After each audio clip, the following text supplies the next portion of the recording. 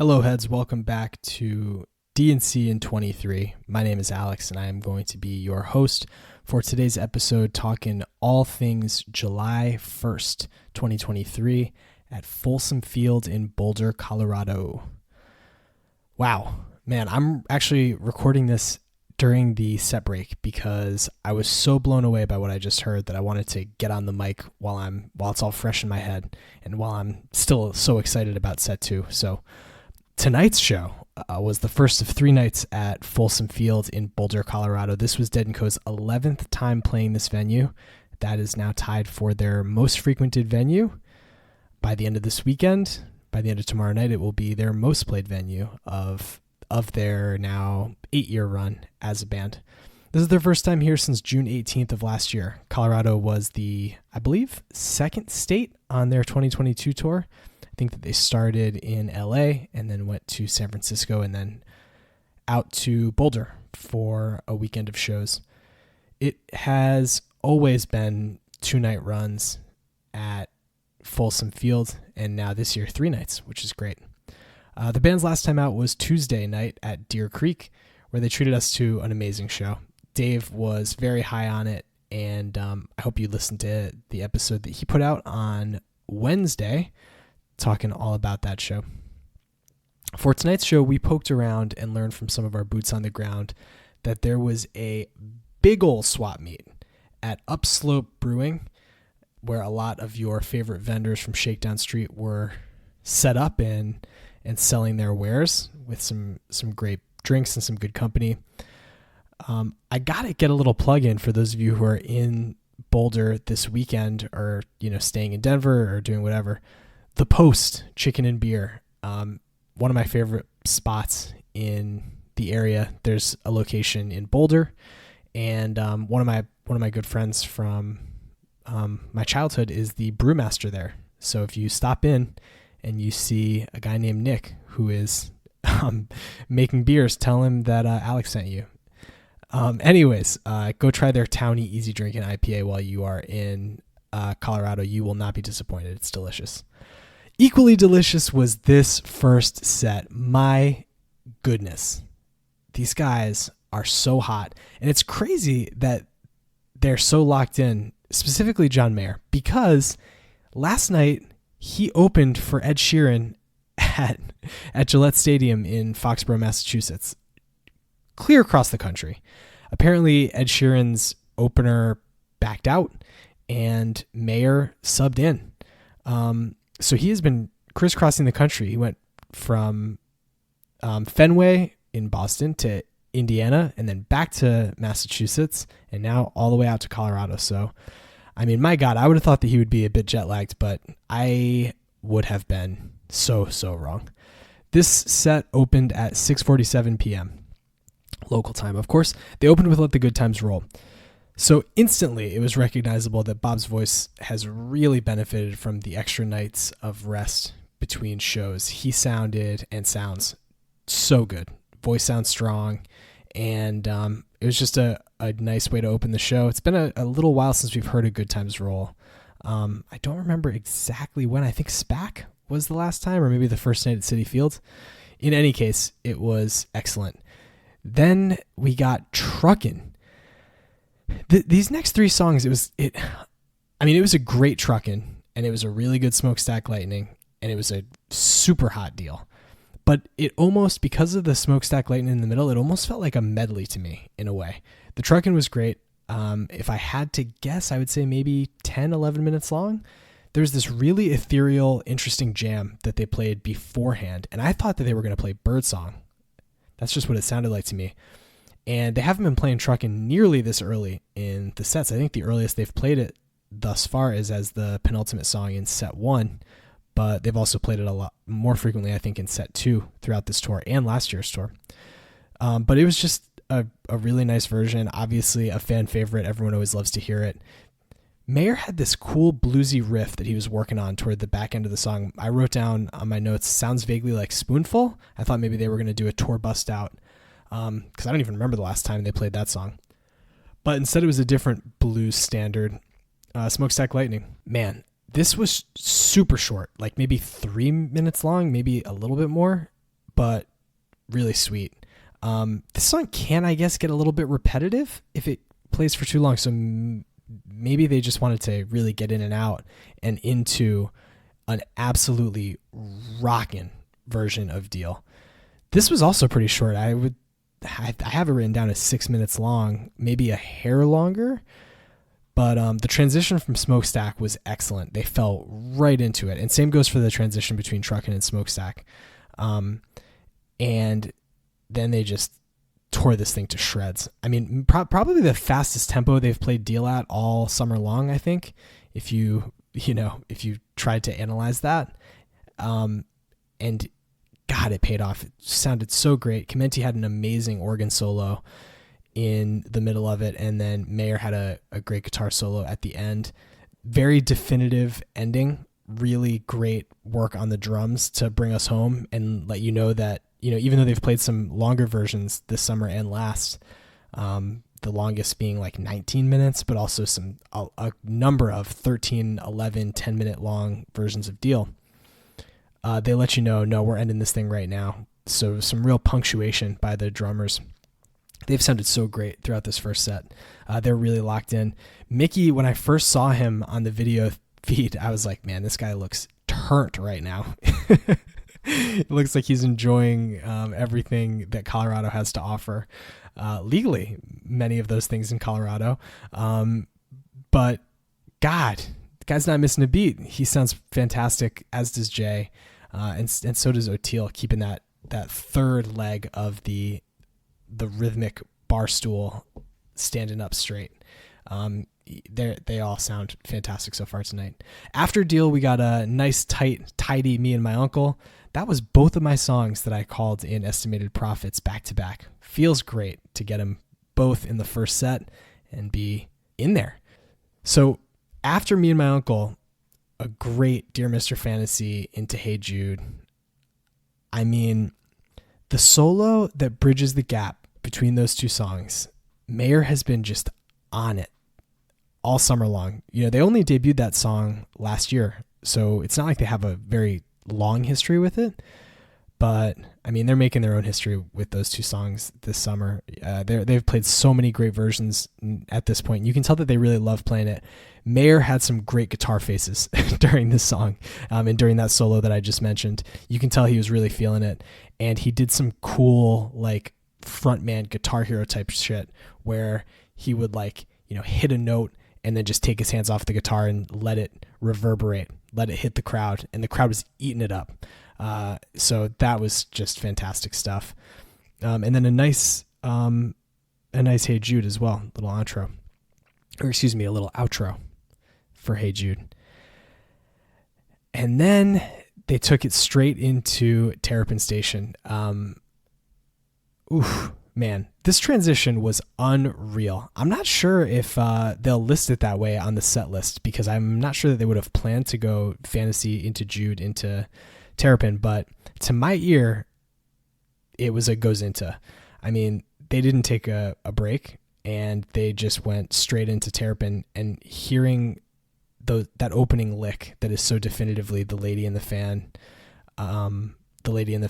theme, it was so satisfying. You love to hear a Terrapin in the first set, and it makes your mind start to wander about, if this is happening now, what are we in store for in the second set? Oh man, I don't know, but I'm really excited to hear. The crescendo and the conclusion of this song was so powerful. Just amazing, emphatic drumming. And the camera was on Mickey during the end, so you could really see him, he was like jumping in his seat almost, hitting those last drum measures. So just a really great Terrapin. And then right into Don't Ease Me In. A nice Don't Ease to close the first set. Another really great transition, and Mayer did this thing where they go into Don't Ease, and he just stretched out his arms off his guitar. It was like, I gotta maybe take a break, stretch out a little bit after all the shredding I just did on Terrapin. My God, what a first set. I mean, truly, these guys are playing with some urgency in this set. Only an hour and 2 minutes, and they got through 9 songs if you count Hey Jude as a separate song from from Mr. Fantasy, including a long truckin', a really good length Mr. Fantasy, and a Terrapin that was almost 15 minutes long. These guys are playing with purpose tonight, and it sounds fantastic. So I cannot wait to hear what's coming in set 2. I'm going to stop this recording now. I'm going to be back to talk with you about set 2.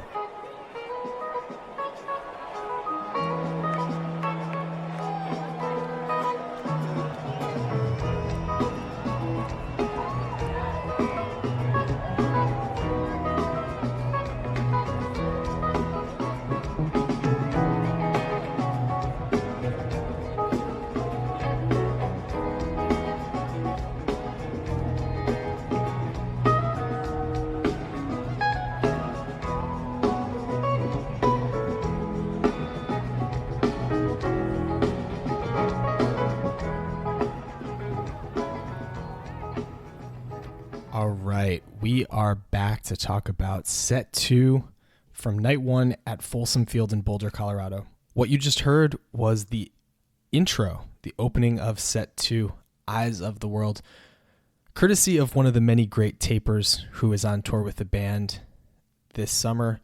Go follow Rick. He is at dose_everybody on Twitter.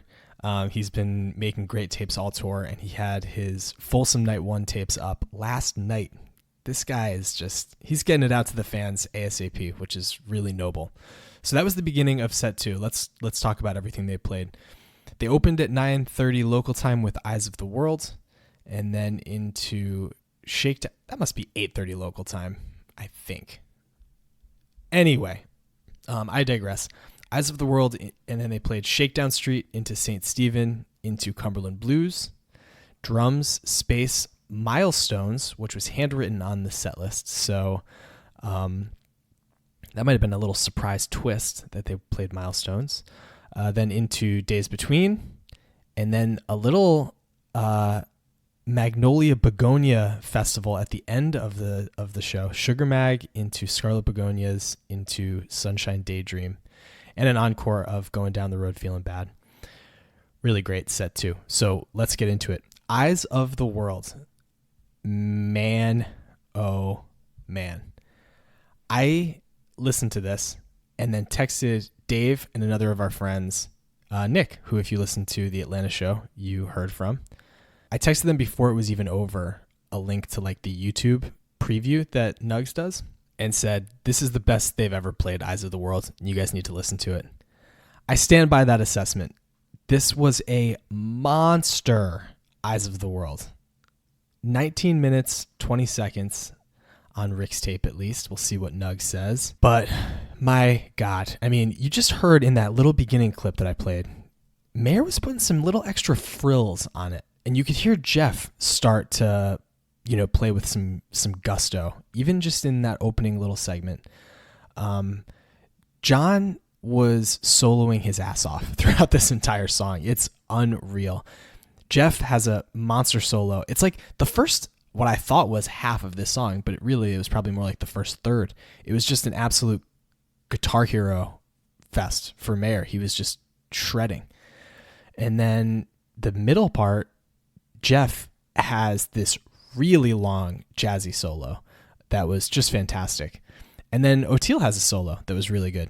And what Jeff was doing backing O'Teal's solo was also great. Just really, really playing with it and playing around it.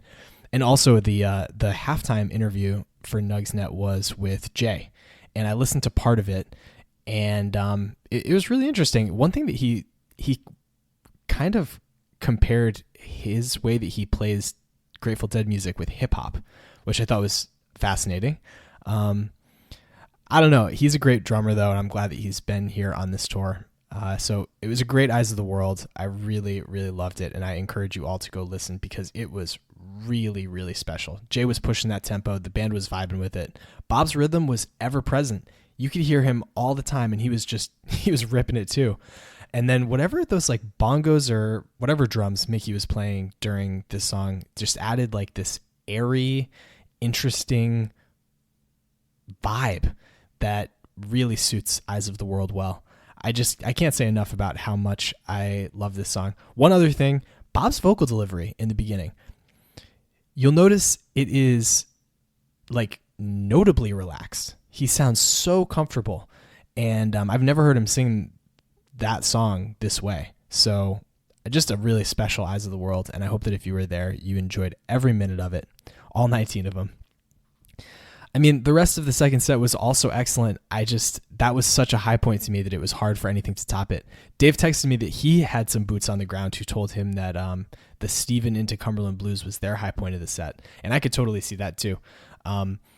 St. Stephen, in the middle of it, they slowed down the Speeding Arrow segment, like slowed it way down. And then they had a really great jam after that went into really type 2 places that it was like you lost the St. Stephen for a little while and then they came back. I just thought that it was fantastic. And then the Cumberland Blues, hot and spicy after St. Stephen and Shakedown. So, I mean, that was also great. So if that was your high point too, if you agree with that, then that's also wonderful. Lots of high points abound. I thought that the Days Between was really nice. It always is. But for me, that's like one of my favorite Dead & Co. post-space songs. It's just so poignant and contemplative. I really love it. And then a really fun Sugar Mag, Scarlet, and Sunshine Daydream closer. That all combined was probably like 15 minutes, and it was really good. Going Down the Road Feeling Bad, 9 minutes for the encore. I actually fell asleep before they played that, so I don't know how that went, but cool encore. I like it. Usually you think about Going Down the Road Feeling Bad with Not Fade Away, but they have not been playing it that way this tour in the summer. So cool encore. I will be really excited to hear what they have in store for us tonight. Night 2 in Boulder, Colorado. You know, never miss a Sunday show, right? Well, tonight is the third to last Sunday show of Dead & Co. So definitely make sure you don't miss this one. It's time to play everyone's favorite game, Estimated Profits. Last night, Dave and I went 4 for 4. Extremely rare. I think that's the first time we've gone 4 for 4. I had 2 in the first set. Dave had 2 in the second set. And we're hot. We are ready to go tonight. Ready to keep it going. Maybe 8 for 8 in Boulder after tonight? I don't know. I hope so.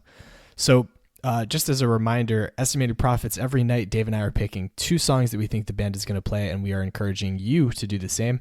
Send us a note on Twitter at WorkingMansPod or Instagram at WorkingMans_pod. Send us an email, workingmanspod@gmail.com, or go find our Reddit thread and post there. Right now, the leader in the clubhouse has around close to 30 points. So great job by them throughout this tour. Dave and I are closer to 20, but we've still been having a lot of fun with it. So last night, I took me and my uncle and Deal, and Dave had Shakedown and Sugar Mag. Tonight, Dave had the first pick, and he's taking Samson and Delilah. He thinks that it's going to be a chalk Sunday night. Samson, I'm not sure I agree. I think that throughout the rest of this tour, I think that I know that they have 3 opportunities to play Samson. I don't think that they're going to play it all 3 Sundays, but we will see if tonight is one of maybe the 2 where they do. So he took Samson and Delilah. I'm taking Brown Eyed Women and the other one. Both songs that they played the first of 2 nights at Fenway. So really only a 3-show layoff before they would be playing them now. But I don't know. I just feel like they're both due. I was originally thinking last night's main jam suite was St. Stephen and Cumberland Blues. So both songs that they introduced into the live repertoire in the 60s. Maybe tonight they'll do 70s and get like a Cat Rider, but they did that at Deer Creek. So I don't think that they're going to play that so soon. I think maybe tomorrow night that would be on the table, but I don't think tonight. So yeah, I took Brown Eyed Women and the other one. Dave said with his second pick, he wants to get weird. So he's going with a Saint of Circumstance. So maybe a Sailor Saint tonight at Folsom Field. Well, hopefully, again, Dave and I go 4 for 4, and I hope that if you play along with us, you go 2 for 2 tonight. So that is going to do it, though, for this episode. Man, what a show last night at Folsom Field. This band always comes out to play when they're in Colorado. I'm going to post a link in the show notes to a really great article from the Aspen Daily News or something like that. Either way, the Aspen local paper, one of their columnists wrote a really, really nice piece about, I think that it was called One Last Saturday Night. And it's about, his last Saturday night seeing the Grateful Dead or an associated act in Colorado and how special it's been to see them there over the years. The author's name is Lo Semple, and it's just a great column. So I hope that you'll check that out if you're interested in reading, his thoughts. I think that they will really resonate with a lot of you and thinking about kind of how we feel about this coming to an end. So that's going to do it for me. Dave's going to be with you tomorrow to recap the second night at Folsom Field, and then I'll be back again on Tuesday, the 4th of July, to do the same for the final night in Boulder. Well, until then, folks, be good and know our love will not fade away.